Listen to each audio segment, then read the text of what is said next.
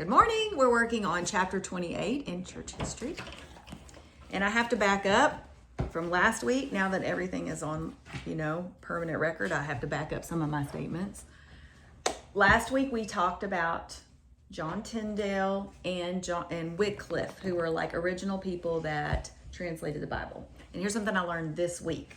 I didn't know this. So we've talked about how the Catholic Church did not really want copies of Scripture in the everyday tongue. And they kind of suppressed that because they felt like they needed to interpret. Well, this week I found out that one of the reasons they were really hardcore about that is that there were two versions of the Bible. There's the Greek version, which is the original version, and very, very early, like in the 100s, they translated it into Latin. They translated the original Greek into Latin, and that was called the Septuagint. Okay? So in the Septuagint, the way early they translated repentance was do penance. So the translations from the Greek to the Latin was do penance, which was a big part of the sacraments of the Catholic Church. Well, really, that's kind of an iffy translation. So they wanted authorized translations that reinforced this kind of sketchy translation into, they want it to be do penance, not repentance. And so I thought, oh, that makes a lot of sense.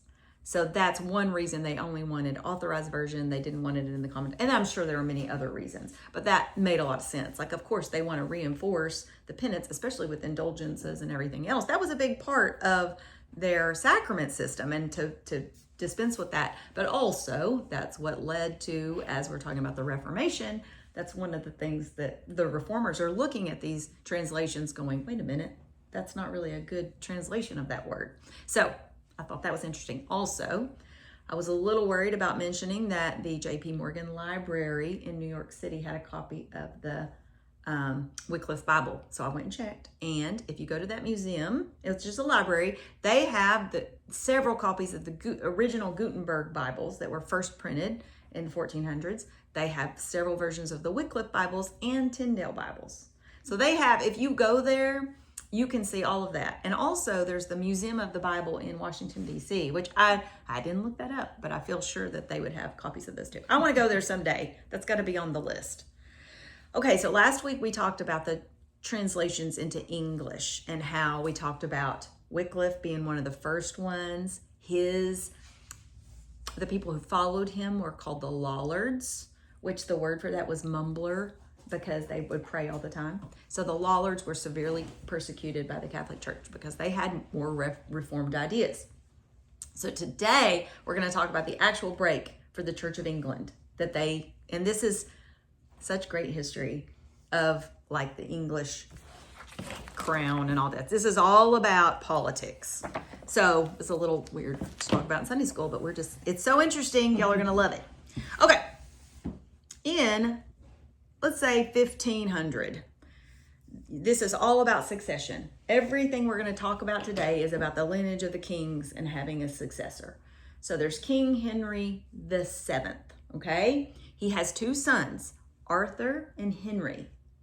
So when Arthur was 15, I think he was 16, he married a princess called Catherine of Aragon. And she was the daughter of Isabella and Ferdinand of Spain. Spain at the time was one of the hugest powers of Europe. So this was a political alliance. So little Catherine comes to England, makes the journey to England. She comes with a big dowry. So a dowry is something that the kings and queen of Spain give to England. This is brides would bring with them money, horses. I don't really even know, but I'm sure it was in armored carriages going. So England got a lot of money from Spain, and now they're united. Okay. So she marries Arthur, and I think 3 months, let me see, make sure. They were only married 3 months and Arthur died, and just of a natural illness back in the day. He died. So here's Catherine, 15 years old in another country, and what to do with her. It's quite the kerfuffle because, England doesn't want to give her dowry back. She was only married 3 months. They would have to send her back home. So Ferdinand and Isabella want her to marry the next person in line, who would be Henry. and he was 10 years old. So for 7 years, Catherine is stuck in England, kind of forgotten about. I mean, she was not living the high life in England. She was kind of out of the way. And I'm just going to pause and say, here's a book called The Constant Princess. Have y'all read this? By Philippa Gregory. I bring a book every week, and no one has taken me up on any of these books. But this book is about her life, it's truth is stranger than fiction. I mean, you cannot make this stuff up. So she's sitting there in England, but there's a problem because the Church of Rome does not allow for people to marry like their husbands' wives. So there's a commandment in Leviticus. Let's see if I can read it. If a man marries his husband's wife, they will be childless. This was Leviticus 20:21. So they had to go to work. King Henry VII had to go, okay, they can get married. We had to have a special dispensation. And Catherine says that they can get married because the marriage to Arthur was never consummated. Now, do y'all know what that means, consummated? In 3 months. Yeah, 3 months. But they were only 15 and 16. But this is her story. So consummated means, Yeah, okay. We're all there. So the church allows it. They allow a special dispensation for Henry to get married to Catherine. So Henry at the time is 17 and Catherine is 23. So she's quite a bit older than him. But when you think about it, he grew up with her. He was 10 years old. Right. So for 7 years, and from all accounts, they got along really well. I mean, they really had a love match. I mean, they really loved each other. So as time goes on, Catherine has, I think, 5 miscarriages, but she does have one baby that lives, and it's a daughter. Her name was Mary. So all of a sudden, they have one daughter who is not in the line of succession. And so Henry starts scrambling. What am I going to do? So, of course, at all this time, Henry is not exactly faithful, but that wasn't the big reason. He needed an heir. He needed a legitimate heir. So one of the women that he was unfaithful with became pregnant. So there's a chance, there's a 50-50 chance that she could be carrying an heir. So what's he going to do? He's got to get rid of Catherine. So all of a sudden he goes, you know what? Rome, this marriage of 18 years was never legitimate because she was my husband's wife. Look, the fruit, we're under the curse of being childless. See, there's proof. So, and then poor Catherine. Henry's like, they did consummate the marriage. And so we've got to get it annulled. And the Pope in Rome, remember who her parents were, Isabella and Ferdinand. So here's Henry. They're some of the most powerful monarchs in Europe, and he is trying to get rid of her as a wife.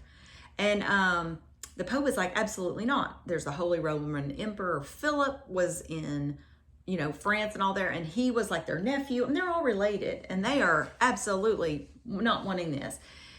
So, I mean, here it's coming time for Anne to have a baby, and Henry is like, well, we got to do something here. So he secretly marries Anne in 1533 and then breaks with Rome. So he considers his marriage annulled to Catherine. He breaks with Rome and says, I am now the head of the Church of England.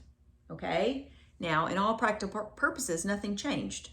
The Church of England was exactly the same. They had no problems with theology. They didn't have any problems with the Catholic Church. He just wanted to be the head of it. It was all about who am I going to owe my allegiance to. In fact, let me back up 1 minute. He was not a fan of Martin Luther. When all the things that were going on with Martin Luther, Henry actually wrote a big essay in defense of the Catholic faith and rejecting what Martin Luther said. And the Pope crowns him or gives him the title Defender of the Faith, which the monarchs of England still have to this day. They're the Defender of the Faith because Henry was like not having the Martin Luther thing. So he was very, very staunch Catholic, but he just didn't want to do what they were saying. So he ends up sending Catherine off into exile. And she was separated from Mary, her daughter, and she's living on an estate out in the, Timbuktu. But she was always, for the rest of her life, very faithful to him as she considered him her true husband. And I mean, like one of her last letters to him was like, I'm still your faithful wife. Is there a quote? I think there's a quote in there that says, you're my husband and I've never changed. So anyway, poor Catherine. So her life. And then everything kind of went downhill for Henry after that. We know all of the drama with all of his wives. And I hate to bring this all up in Sunday school, but anyway. So I'm going to go through his wives. There's actually a Broadway play right now called The Six, and it's all about his 6 wives. And so I think it's super popular. So the first one was Catherine. Then they were married 18 years. So then he annulled her and married Anne Boleyn. And she had one daughter, Elizabeth. So Queen Elizabeth was Anne Boleyn's daughter. And then she never had any more kids. I think there were several but never had a viable birth. They were only married 3 years, and then she wasn't having any more babies. I mean, the man is desperate, so she was beheaded at the Tower of London. He accused her of adultery. And I sincerely doubt that was true. But he proved that she was adultery, which was being a traitor, and she was beheaded. And there's a whole monument. When you go to the Tower of London, there's a whole little eternal flame on the spot where she died. Okay. So then he married Anne. No, that's Anne Boleyn. Then Jane Seymour, and they were married for a year, and she died in childbirth. And so she had a boy. So his name was Edward. So there was his heir. He finally got his heir. And he considered Jane to be his true wife. Like, they were only married a year. I guess he didn't have time to not like her anymore. But he was buried beside her. He loved her a lot. And then he married Anne of Cleves, who was from Germany. And this was like a political match. He was trying to, and she got there. She was not very attractive. He did not like her. And they were only married 6 months, and he annulled that marriage. And then he married Catherine Howard, who was much younger, still trying to get maybe another heir. I don't know. But he accused her of an adultery, and there were maybe more grounds for her. And she was beheaded. She was very young. And I think at this point, he's very old. He had gout really bad. He couldn't even hardly move. I mean, when he was young, he was so handsome. And I mean, this was the knights and the jousting, and you can see his armor at the Tower of London. They have all his armor. So this is the time of the knights and all that. I mean, he was the guy, but as he got older and the lifestyle he led, it was terrible. So his last wife was Catherine Parr, and she was basically like a nurse. I don't think she might have been a nurse with a purse. I don't know, probably. And she outlived him. And so she was his last wife. So there were 6 of them. Anyway, none of those really have any bearing, but I feel like we had to talk about it. So when Henry died, Mary became the head. Now, remember who her grandparents were? Mm-hmm. Ferdinand and Isabella, staunch Catholics. She was raised a staunch Catholic. And she began, I'm sorry. I'm ahead of myself. Edward was next, but he was only 10. So 10-year-old Edward had advisors who were very sympathetic to the Protestants. And so in his reign, he only reigned just a few years, and then he ended up dying. The reforms that his advisors made to the Church of England were, they decided that priests could marry. So that's a big change for the Church of England. Also, they changed the Latin service into English, and they had the Book of Common Prayer. So that was during Edward's reign. So he did a few things, his advisors did, to kind of make it even more Protestant. Well, let's see if I wrote down how long he was in. 1553, he died, and Mary becomes queen. And she has a lot of anger towards what has happened. About her mother being exiled, about the change of religion to her Catholicism. She was devout Catholic, and she went about to try to change everything back to being honoring the Pope. And so, unfortunately, she killed a lot of people during this time. So I think she reigned for 4 years, and there were at least 300 people who were burned at the stake for being Protestant. And so she really tried to get everything back. And this left a very bad legacy for her. So do you remember last week we talked about a guy named John Fox, who was, his big claim to fame is he wrote a book about all the martyrs. So he is just writing all this down. This is his current time, and that's one of the things he did was highlight all of the tragedies that went on with the Church of England. He did the Lollards, now he's into the Protestants, and it was a very dark, dark time. So then 4 years later, then Elizabeth I becomes into power. And at the time, and I will say this, with Mary. She did marry Prince Philip of Spain, which was highly unpopular, but she never was able to have any children. I mean, they had a hard time having heirs. She had no heirs, because otherwise that would have changed. If she would have had a baby, and then, I mean, England would still be Catholic. When you think about that, interesting. So Elizabeth I ascends the throne in, let's see, let me give you a year because I know y'all need to know. I didn't write it down. So anyway, she was the daughter of Anne Boleyn. So Elizabeth comes into power, and she does something that kind of changes everything. It's called the Via Media, which means the middle way. And she does things to kind of appease both sides. So she establishes the Church of England, but she does enough to kind of bring some of the Catholics back in to where they're happier and the Protestants are happier. And so she kind of achieves this thing that's not so, doesn't make everybody so angry. So let's see. I don't know if I listed all the things she did. I didn't. But it wasn't really Catholic, it wasn't really Reformed, it was kind of the middle road. So she kind of achieved, I don't know, a whole new, entered in the golden age of the Church of England, where everybody was happy, nobody was dying, you know.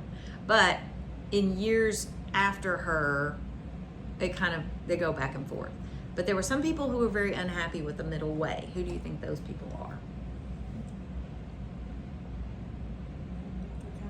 Yeah, the people who were kind of like seriously reformed, they had to leave England during Henry VIII, like Tyndale. They had to leave because they were so persecuted for having different beliefs. And so here they are, they're coming back to England, and essentially they're kind of right back into the same church they left.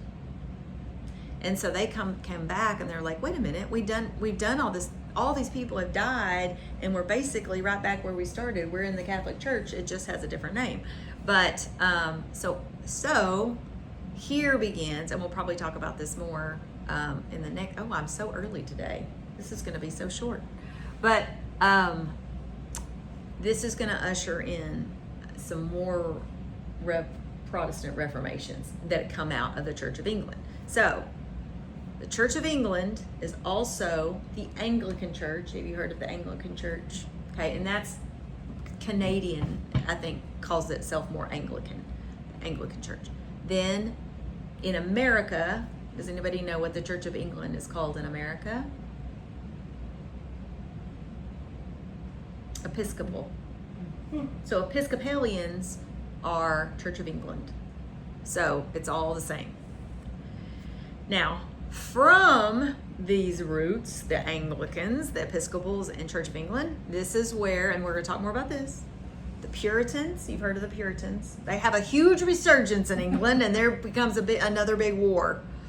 The Separatists, which are the Pilgrims, okay, the Congregationalists, have y'all heard of the Congregationalists? They're very much in New England, and their services order is the same. They're just much more Protestant. They have the sola scriptura and that kind of stuff. Baptists, which would be more the baptism of believers, not infant baptism. So they kind of break off. And we're going to talk about that when I come back. We're going to talk about the Anabaptists, which were more, anyway, we'll get into that. And then Presbyterians are from the Church of England, and they're from Scotland. So the Church of Scotland, which is associated with the Church of England, and we're going to talk about that, they had a huge reformation up there. And it was very, the Puritans and the Presbyterians were kind of known for being very somber, no fun, you know, they're just so serious. And so anyway, they're from Scotland. And Methodists, we're going to do a whole thing on Methodism, but that came out of the Church of England in the 1800s. And the Quakers, who were the more lively Puritans. They were still separatists, but they loved joy and they loved happiness. And so they're like the happy Puritans. So anyway, all of those, we're going to talk about all of those coming up. But anyway, that is how King Henry VIII changed the world as far as the Reformation. Who would have thought he would be a reformer? But he was.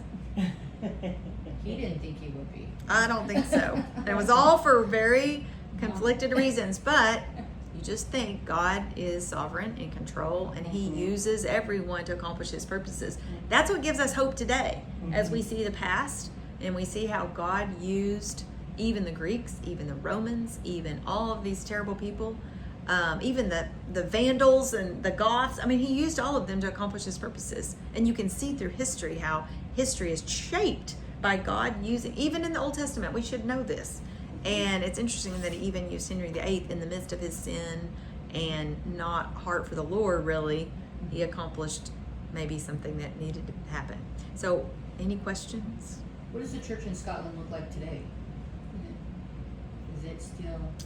You know, I don't know. I think there's a lot of Presbyterians in Scotland, but I think it's very, even in England, if you go to England today, there's a lot of churches, but there's not a lot of spiritual growth there. I mean, it's very, I don't know, not a lot going on. It's kind of a, maybe people go a few times a year, but it's just not something that people do. Do Episcopals consider the monarchy to be the head of the church? You know, that's a really good question. Possibly. That's interesting. Mm-hmm. It's super interesting. So Henry made himself the supreme head of the Church of England. And Elizabeth, when she took over and she changed her name to something kind of less. So I think the head bishop, whoever that is in England, I think they would consider that, whoever is the bishop at the time, that would be probably the head. But I would say that King Charles is probably, actually the head. Yeah, that's So interesting. My viewing of the crown, which is of course 100% accurate. And Queen Elizabeth, whatever, definitely consider herself. Yeah, and she was very faithful and devout. seriously, Yes, yeah. very faithful and devout. Yeah. So, and they would walk to church every day, and they all went, and so yeah, she was She wrestled very with all the seriously. things, yeah. Yeah. She seems a lot more Protestant, though. She was like, according to the crown. Yeah. I'm